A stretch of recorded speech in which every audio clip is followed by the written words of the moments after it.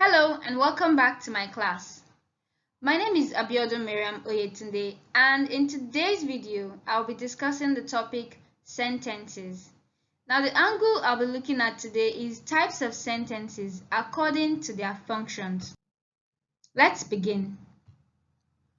In this lesson, you will learn the various types of sentences and how our moods and feelings affect the way that we construct our sentences.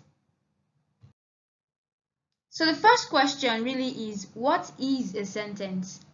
Well, a sentence is a string of words that has an action and expresses meaning. Now this is very important. A sentence must always have an action, which is a verb, and it must always make sense.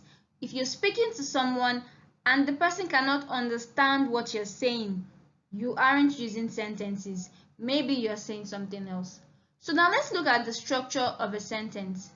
The structure of a sentence is a subject plus verb plus an adverb, an adjective, a few objects. So many other things can be added to a sentence as long as they make sense. But the two most important things are the subject and the verb. Now let's look at a few examples. I got home late. Another example is I got home very late. Now with these two examples, I want you to realize that a sentence can be as short or as long as possible. So in the first example, we said I got home late. That's just 4 words. We have our subject and we have our verb. In the second example, it's a little longer. We have the subject, which is I, and the verb, which is got. Then we have the object and we have other parts of speech. Now, in the next example, you realize that it's a bit longer than the first two. I got home very late yesterday. Now we've managed to insert an adjective and we've also managed to insert an adverb alongside an object. Now in the fourth example, I got home very late yesterday after getting some fruits at the supermarket. Now this is a longer sentence, and as long as it still makes sense, you can add as many things to your sentence.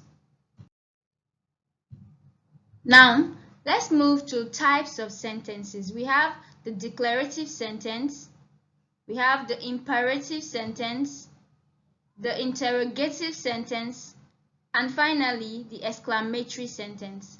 So let's start with the declarative sentence. A declarative sentence is a statement. Simply put, all it does is make a statement. It states a fact. It is derived from the word declare. And what does declare mean? It means to state. So it states a fact directly with the intention of simply passing information. The declarative sentence has the I don't really care attitude. It just tells you as it is. Now let's look at some examples. I can play the violin. Now in this sentence, we have the subject and we also have the verb. Alongside this, we have the object, the violin. Another example is, we hope to see you tomorrow. Now this is making a statement. This is simply telling whoever is listening that the person will be seen tomorrow. It's not making any assumptions, it's not asking a question, it's not making a command, it's just stating a fact. Now let's look at the third example. The road to success is paved with hard work. This is a known fact. You have to work hard in order for you to be successful. So that's what a declarative sentence does. It states a fact. The earth is spherical in shape. This is a declarative sentence. It is simply giving you information. Whatever you choose to do with it is left to you. Now, let's move on to the second type of sentence, which is the imperative sentence. The imperative sentence is derived from the word imperative. And the word imperative means important. So if someone came up to you and said, it is imperative that you did this and that, the person is simply trying to tell you it is very important that you did whatever it is the person was telling you to do. Now, it is also used to issue commands. That is an imperative sentence. Because that thing is very important, you can either make it a command or it can also be a request. Examples: do your homework. Call me tomorrow after working hours. Now this is a command. I'm not asking you, I'm not begging.